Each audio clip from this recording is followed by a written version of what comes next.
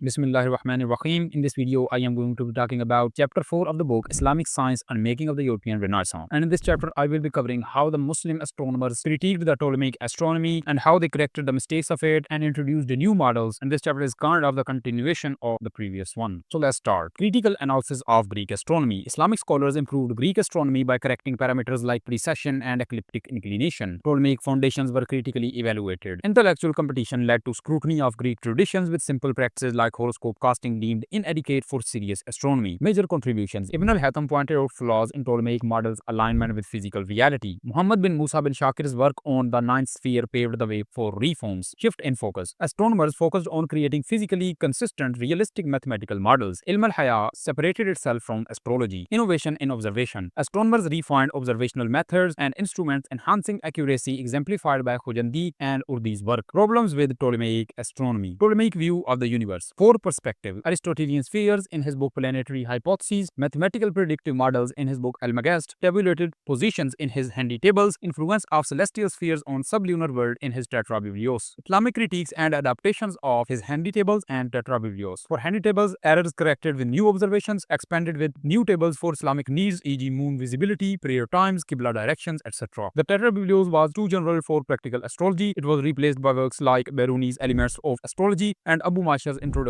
to Astrology. Conflicts in Ptolemaic astronomy. Planetary hypotheses versus Almagest. These contradicted Aristotelian cosmology by introducing concepts like equates. Planetary hypotheses aligned with Aristotelian spheres, while the Almagest used abstract mathematical models, which did not align with the physical reality. Key issue. Representation in Ptolemaic models often violated the physical assumptions of Aristotelian cosmology, leading to logical and scientific inconsistencies. Islamic astronomers' response. Islamic astronomers sought to reconcile Aristotelian assumptions with accurate mathematical and observational models. They rejected Ptolemaic contradictions, striving for a cohesive and scientifically sound framework. The motion of the sun. Ptolemy's solar motion models. Ptolemy noted discrepancies between Aristotelian cosmology, which assumed uniformity and equal days throughout the year, and observed reality, seasons, and varying day lengths. He proposed two solutions: eccentric model, so the sun moves on a sphere whose center is offset from the earth, and the epicyclic model means the sun moves on a smaller sphere epicycle carried by a larger concentric sphere. Uniform circular motion. Ptolemy insisted on uniform circular motion for celestial spheres, adhering to Aristotelian principles despite contradictions in his models. Contradictions in Ptolemy's models. Eccentric model contradicted Aristotle's notion of earth as the universe's singular center of heaviness. Epicyclic model suggested ether, the celestial substance, was complex, opposing Aristotle's view of its simplicity. Medieval criticism. These contradictions led to debates and reforms by astronomers like Ibn al-Shatir, who sought to resolve inconsistencies. Preference for simplicity. Despite Aristotelian contradictions, Ptolemy prioritized simplicity in his models, favoring the eccentric model for the sun as it involved fewer motions. Planetary models. For planets, Ptolemy combined eccentric and epicyclic models, grouping upper planets Saturn, Jupiter, Mars, Venus into a unified framework while addressing complex motion individually. Inconsistent presentation. While initially guided by simplicity, Ptolemy later deviated from this principle in organizing his models, prioritizing practical predictive accuracy over Aristotelian or systematic consistency. Then the motion of the planets. Component of the model. Each planet is carried on an epicycle, a smaller circle, with its center moving along a larger circle called the deferent. The deferent is eccentric, meaning its center T does not coincide with the center of the universe or the earth. The deferent rotates uniformly, not around its center T or the earth, but around a third point called the equant E. The equant is positioned such that the distance between it and the deferent center TE equals the distance between the deferent center and the earth OT. Strength of the model. Predictive accuracy. Accurately explained retrograde motion, stationary points, and longitudinal movements relative to the zodiac. Compatibility with observations. Deferent's uniform motion via the equant and epicycle's motion accounted for planetary mean and anomalistic motions. Weaknesses and criticisms. Violation of Aristotelian cosmology. Eccentric deference undermined Earth's unique central position, which was the main thing of Aristotelian cosmology, and epicycles contradicted the simplicity of celestial ether, which was also the main point of Aristotelian cosmology. Physical impossibilities. The equant implied a non-physical uniform rotation around an off-center axis. Ibn al-Haytham dismissed it as an imaginary, unrealistic construct. Instrumental focus. Focused on matching observation, sacrificing physical coherence. The motion of the moon. Ptolemy's lunar model. He described it using three spheres: Node's sphere, concentric with Earth, east to west motion; deferent sphere, eccentric with Earth, west to east motion; and epicycle carried by the deferent responsible for the moon's direct motion. He introduced the prosniosis point to address a second anomaly, resulting in an oscillating motion that violated Aristotelian circular motion principles. Strengths of the model. Predictive success. Accurately explained lunar longitudinal longitudinal motion, eclipses, and path variations. Instrumental accuracy, mathematically precise, enabling practical use in astronomy and astrology. Weaknesses and criticisms. Apparent size problem, predicted the moon size at quarter phases to be almost double than at full moon, contradicting observations. Equant-like issues. Difference motion uniformity, measured from Earth, not its own center, repeated the flaws of planetary models. Osmosis problem, oscillating motion violated circular motion assumptions and was unsuitable for consistent anomalistic motion. Lack of physical realism, predicted drastic unrealistic variations in the moon's distance from Earth. Responses and revisions in Islamic astronomy. Critical literature. Islamic astronomers like Ibn al-Shatir addressed these inconsistencies as a part of the broader osmosis problem. Ibn al-Shatir's model removed the equant, ensured uniform motions around sphere centers, reduced unrealistic size variations, anticipated Copernicus' lunar theory almost 2 centuries later. Motion of the planet Mercury. Ptolemy's model for Mercury. Engulfing eccentric spheres, a direct sphere centered at B moved east to west, carrying the different spheres centered at G, which moved west to east. Crank-like mechanism. The difference motion was uniform around an equant E, locating midway between the universe center O and the director's center B, introducing non-uniform motion. Epicycle motion. Mercury's epicycle moving along the different explained its speed and brightness variations. Strengths of the model. Predictive utility. Accurately described Mercury's longitudinal motion and elongations from the Sun. Adaptability. Used the equant to match Mercury's observed motion better than a uniform system. Weaknesses and criticisms. Physical implausibility. Contradicted Aristotelian principles of uniform Earth-centered motion. Assumed spheres could move uniformly around off-center axes, violating physical realism. Arbitrary assumptions. Placement of the equant lacked justification. Apparent motion errors. Predicted unrealistic variations in Mercury's size and brightness. Excessive complexity. Introduced multiple mechanisms without solid theoretical backing, inviting critique. Responses in Islamic astronomy. Critical scrutiny. Focused on resolving the equant problem and other inconsistencies. Refined models. Scholars like Al-Tusi and Ibn al-Shatir developed improved models based on uniform circular motion principles, eliminating the equant. Planetary motion in latitude. Ptolemaic models for latitudinal motion. Upper planets Saturn, Jupiter, Mars, modeled using an inclined deferent plane intersecting the ecliptic. Seesaw motion of epicycles varied along the deferent, peaking at northernmost and southernmost points. At nodes, plane ecliptic intersections, epicycles aligned with the ecliptic. Deferent planes inclination varied, adding oscillations. Tilts at deferent and destabilized the model further. Criticism of Ptolemy's models. Aristotelian violation. Contradicted uniform circular celestial motion, introduced irregular oscillations. Mechanical absurdities. Relied on small circles to justify seesawing motions. Computational interference. Latitudinal motion disrupted longitudinal calculations, reducing predictive accuracy. Fragmentation. Distinct models for upper and lower planets lacked unifying principles. Responses from later astronomers. Islamic critiques. Scholars like Al-Tusi dismissed Ptolemy's models as intolerable and devised reforms, e.g. Tusi couple, to align with uniform circular motion. Averroes' view. Criticized Ptolemaic astronomy as computationally effective but detached from physical reality. Legacy. Islamic critiques and reforms influenced later developments, culminating in Copernican heliocentrism. Now, Islamic responses to Ptolemaic astronomy, creating an alternative astronomy. Islamic astronomers began addressing flaws in Ptolemaic astronomy in the 9th century, culminating in significant critiques by the 11th century. The introduction of trigonometric functions marked a major shift in Islamic astronomy, replacing Ptolemy's chord functions. Role of new theorems. Figures like Mu'ayyad-Din al-Urdi and Nasir-ad-Din al-Tusi introduced new mathematical theorems to solve Ptolemaic issues, especially concerning the equant and epicycle. The work of Urdi. Urdi's lemma. Urdi proposed a new mathematical approach to resolve the equant issue by shifting the deferent center and introducing a small epicycle that moved at the same speed as the deferent. His lemma demonstrated how the lines between key points in the planetary motion remained parallel, ensuring uniform motion and resolving the issues with the equant. Legacy and influence. Urdi's lemma influenced later astronomers, including Qutb-ad-Din al-Shirazi, Ibn al-Shatir, and Copernicus, reshaping planetary motion models. Impact on Arabic astronomy. Urdi's contributions were crucial in reforming Ptolemaic models, though some major issues in Ptolemaic astronomy remain unresolved. Nasir al-Din al-Tusi and Qutb-ad-Din al-Shirazi. Tusi's solution to the equant problem. Tusi addressed the equant problem by introducing oscillating motion in uniform circular motion, mimicking Ptolemy's equant without the physical absurdity of epicycles. Tusi couple. Tusi's method used two circles moving at different speeds to create linear oscillation, solving the equant problem for the moon and upper planets. Impact of Tusi's work. Tusi's work influenced later astronomers, including Copernicus, who applied the Tusi couple to Mercury motion. And about this connection we will talk about in the chapter 6 of this book. Qutb-ad-Din al-Shirazi's contribution. Shirazi applied Tusi's couple and Urdi's lemma to develop models for the moon and upper planets, while offering 9 models for Mercury, ultimately solving its equant problem using the Tusi couple in a new configuration. Shirazi's approach. Shirazi anticipated later astronomers like Ibn al-Shatir by developing alternative mathematical solutions for planetary motions. Legacy. Shirazi's work set the stage for a tradition of exploring multiple mathematical solutions, influencing later astronomers, including including Ibn al-Shatir and Renaissance scientist Ala-ad-Din ibn al-Shatir of Damascus. Ibn al-Shatir was a timekeeper at the Umayyad Mosque in Damascus. He was a key astronomer who reformed Greek astronomy within a geocentric framework, geocentric model. Ibn al-Shatir rejected eccentric models and adhered to the principle of Earth's centrality, using epicycles to explain planetary motions, epicycles and astronomical principles. He critiqued Aristotle's opposition to epicycles, asserting that the existence of fixed stars allowed for more complex celestial spheres, unified models. He replaced eccentric circles with epicycles for all planets except Mercury, which involved the Tusi couple. Influence on Copernicus. His models, especially the lunar model and Tusi couple, influenced Copernicus and his heliocentric model. And again, about this we will talk about in the chapter 6 of the book. Emphasis on observations. He was the first in the Islamic world to link observations with predictive models, correcting Ptolemaic models, especially for the sun's size. Legacy. Ibn al-Shatir's work bridged Ptolemaic astronomy and the Copernican revolution, offering a flexible approach to celestial mechanics. Shams ad-Din al-Khafri and the role of mathematics in astronomical theory. Shift in astronomical thinking. Early Islamic astronomers used new mathematical techniques to resolve issues in Ptolemaic astronomy, aiming to align models with physical and cosmological principles. Shams ad-Din al-Khafri took astronomy into new territory by exploring the relationship between mathematical models and the physical world. Khafri's multiple models. Before Khafri, astronomers like Qutb al-Shirazi explored alternative models that sought a single true mathematical representation. Khafri created 4 mathematical models for Mercury's motion, each equally valid and offering different constructions. Mathematics as a descriptive tool. Khafri redefined mathematics as a tool to describe physical phenomena, not as an absolute representation of reality. His work highlighted that multiple mathematical models could describe the same physical event akin to different forms of expression conveying the same idea. Conclusion. Shift in astronomical thought. Islamic astronomers moved from improving Greek models to questioning and reforming their theoretical foundations, aiming for consistency with observations and cosmological principles. Transformation in astronomy. The focus shifted from pragmatic predictions to ensuring theoretical consistency between mathematical models and cosmological assumptions. Reform of mathematical techniques. Early reformers like Abu Ubaid al-Juzjani adjusted Ptolemy's models, while later astronomers like Urdi and Tusi introduced new mathematical techniques to better represent physical phenomena. Khafri's contribution. Khafri showed that multiple mathematical models could describe the same phenomena, emphasizing that different representations could coexist. Ibn al-Shatir's innovation. Ibn al-Shatir advanced astronomy by rejecting eccentrics and demonstrating that epicycles could align with Aristotelian cosmology, emphasizing observational accuracy. Redefinition of astronomy. Ibn al-Shatir's work redefined astronomy as a discipline focused on precise, systematic descriptions of the universe beyond predictive tools for astrology. Cultural demands on science. The evolution of Islamic astronomy reflected society's intellectual vigor and the demand for accurate, consistent representations of the universe. And that is the end of this chapter. And in the next chapter, which is a very short chapter, we are going to be talking about science between philosophy and religion, in which we would also be discussing this science versus religion trope through the history of Islamic astronomy. Stay tuned for that one.